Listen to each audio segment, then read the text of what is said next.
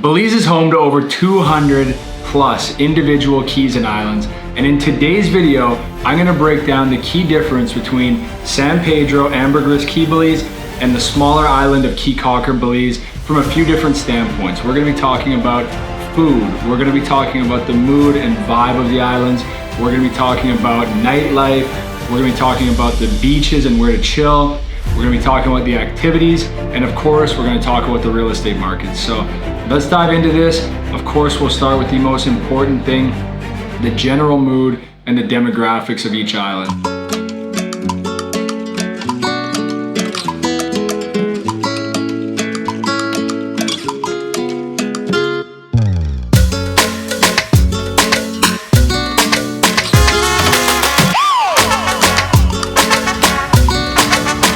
San Pedro is the largest island in Belize, Ambergris Caye. It's 24 miles long. At its widest point, it is about 3 miles wide, versus Caye Caulker, which is approximately 4.5 miles long. So quite a bit smaller than Ambergris Caye. The population differential, Ambergris Caye has about 25,000 people. That can vary depending on which season of the year we're in, because we do have fluctuations with tourism, and also people that are relocating here, maybe snowbirds that are temporarily here, versus Caye Caulker, which has a much smaller population of approximately 2,000 people. So big differential there, and that actually translates into the mood of each island. What you'll notice about San Pedro is it is one of the busier areas of Belize, so you have more options, which we're gonna dive into in the other sections, versus Caye Caulker, which is really more of a laid-back backpacker vibe.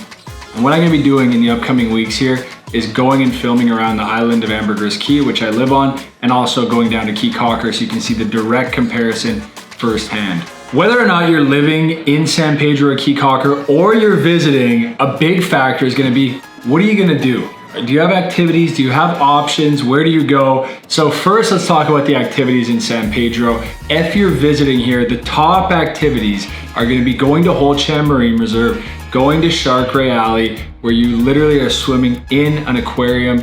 You go, there's nurse sharks there. You see all different kinds of fish, snapper, grouper. You see a lot of spotted eagle rays, and it is quite the experience. If you wanna have more of a beach vibe, beach setting, you have all of the places on Boca del Rio, which is where you literally drive your golf cart down the beach, places like Hurricanes to chill at, or you can go to Secret Beach for the day, take it easy, kick back, and hit all the different bars at Secret Beach, which we've covered in depth, so you guys know about those.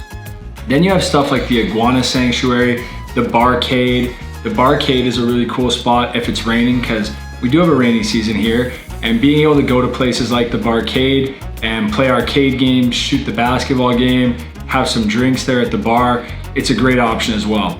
When you look at Caye Caulker, on the other hand, you also have Shark Ray Alley, which you can access. The islands are very close.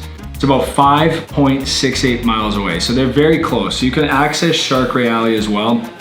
If you are taking it easy for the day on the island, one of the places you'll probably go is the Split, which has the little jump. It has the Lazy Lizard. You have a bunch of different bars just behind it, like the Sip and Dip. So that's kind of gonna be the spot where you go to party for the day, or you go to relax, I guess. Then you have feeding the tarpon, which is a big one, going to the leeward side of the island there, holding your hand out and having a tarpon jump out and grab this out of your hand. So both have good activities. The big differential, I would say, is you do have some more options being inside in San Pedro, and also a wider array of outdoor activities, just because the island is quite a bit longer. Like we just talked about Rocky Point, you can go explore all these different little pockets of the island. Both islands you can go fishing, but again, a few more indoor options I'd say is probably the biggest difference, and having just a wider array of options in San Pedro.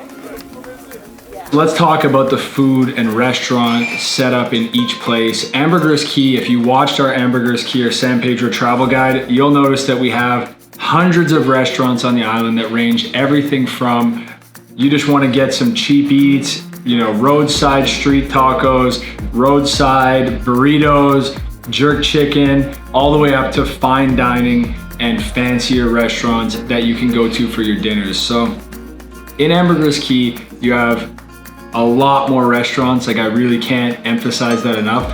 Versus Caye Caulker, which is home to one of my favorite restaurants, pasta per casso. But beyond that, the selection is somewhat limited. What I will say, the one stretch right by the Caye Caulker letters there with all the barbecue, we covered it in our Caye Caulker video. That is some amazing cheap eats that are just so well done, and the energy there is always good. But from a food and option standpoint on your dining, it's really no comparison. You're gonna have way more options in San Pedro. So come out, explore, try a lot of the different restaurants. Quickly to give you some of my top recommendations here, I would say Elvi's, Giotto, Victoria House. There's a new spot called Paradigm that we've been going to frequently, which is fine dining, really amazing stuff. And if you have any more questions about restaurants here, go check the San Pedro video out as well. But from a Caye Caulker standpoint, that barbecue and the pasta per casso, top recommendations.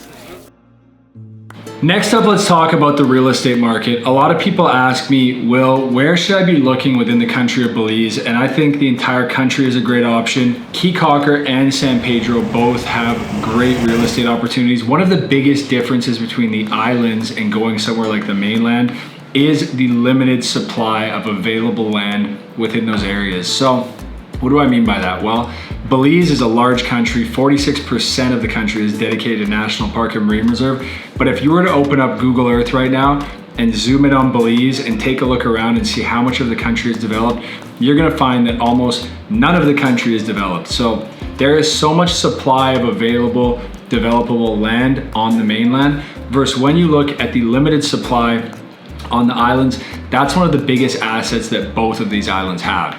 So the next factor that I would look at then is, what are the tourism stats for each location? Because when we're making a real estate investment, we're looking at a couple factors. First factor would be, what is the potential for equity appreciation?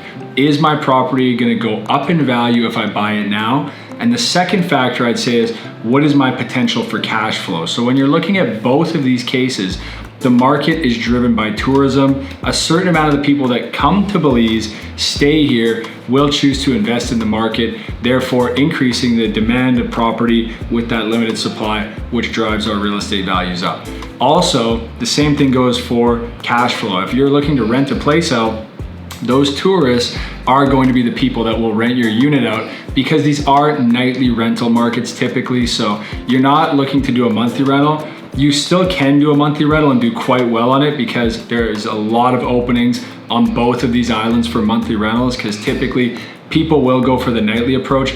But in any of these cases, those tourism stats are going to directly impact what amount of people are going to be renting your place.